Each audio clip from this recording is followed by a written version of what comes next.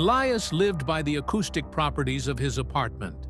He was a professional audio restorationist, but his true obsession was not sound, but perfect silence. He claimed that true silence wasn't the absence of noise, but a frequency so deep it could only be felt as pressure on the inner ear. His latest acquisition was a magnificent brass-plated reel-to-reel recorder from a deceased experimental physicist. Tucked into the machine's case, Elias found a single, unmarked magnetic tape. There was only one label scrawled on the spool, in faded red ink: the still point. He set the spool onto the machine, his hands trembling slightly, an unusual reaction for a man who calmly handled recordings of nuclear tests and ancient Gregorian chants. He threaded the tape and hit play. The air did not just quiet, it thickened. It felt like walking into a lake of mercury. All ambient noise vanished. The distant city hum, the faint electrical buzz of the lights, the subtle rush of his own breathing, all gone. His eardrums registered only pressure, a deep, painful ache that was simultaneously overwhelming and utterly empty. It was more than silence. It was a sonic void. Elias tried to flinch, to cover his ears, but the pressure intensified, locking his muscles. He felt the terrifying realization that this tape was not a recording of silence. It was a recording of deletion. It captured the moment when sound, and perhaps more, was systematically removed from a space. Then the apartment began to shift. The carpet, previously a simple charcoal gray, suddenly fractured into two halves. The left half retained its color, but the right half flashed, cycling through impossible colors: a violent, pulsating magenta, an eye-watering neon green, and a black so deep it seemed to pull the light out of the room. He noticed the potted fern in the corner. As the silent recording played, the fern began to invert. Its leaves turned glassy and brittle, then folded in upon themselves, shrinking not toward its center, but into its own shadow. The shadow, however, remained, growing denser and darker until it was a perfect static silhouette of the plant that was no longer there. Elias gasped, and the sound of his breath was alien and sharp in the void. He looked at his hands. They were trembling violently, and one of them was not quite right. His left hand was an exact mirrored duplicate of his right, down to the crease on his knuckle. But then, as he watched, the fingers of the left hand began to subtly repeat themselves.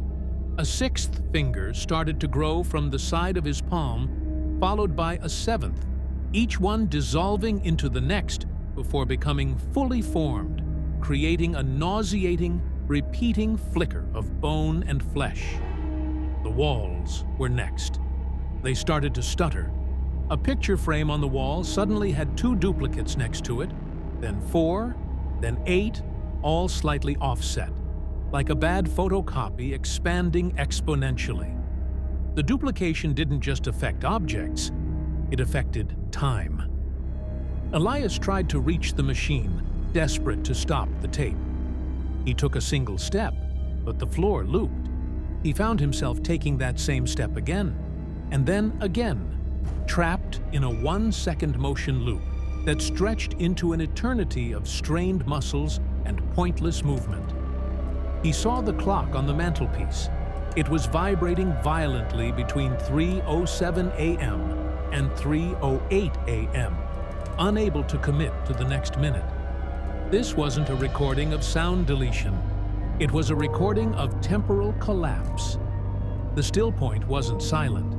It was the moment where reality paused, unspooling its own logic into infinite nested repetition.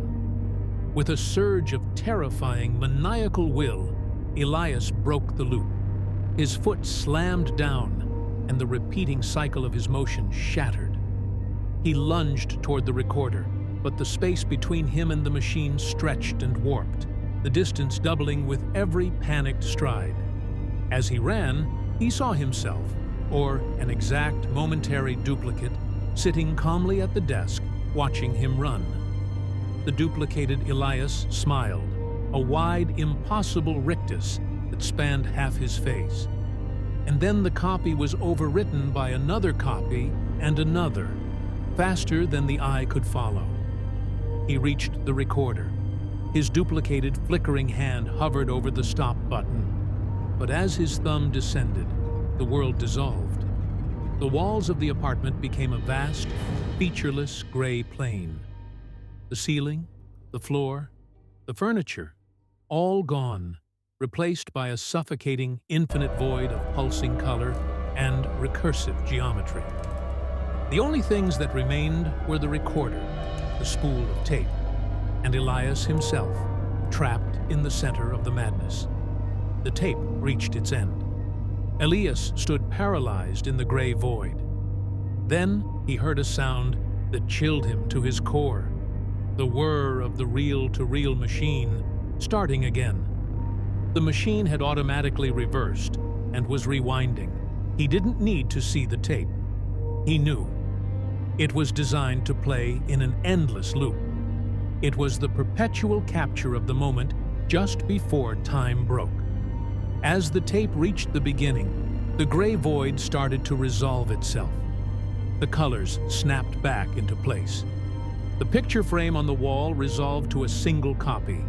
The carpet became a uniform charcoal gray. Elias found himself standing perfectly still, his hand trembling slightly, his eyes fixed on the tape in the antique, brass-plated reel-to-reel recorder. The silence in the room felt heavy, tasting of rot and something metallic and electric. He was about to thread the tape and hit play. The label, in faded red ink, mocked him. The still point.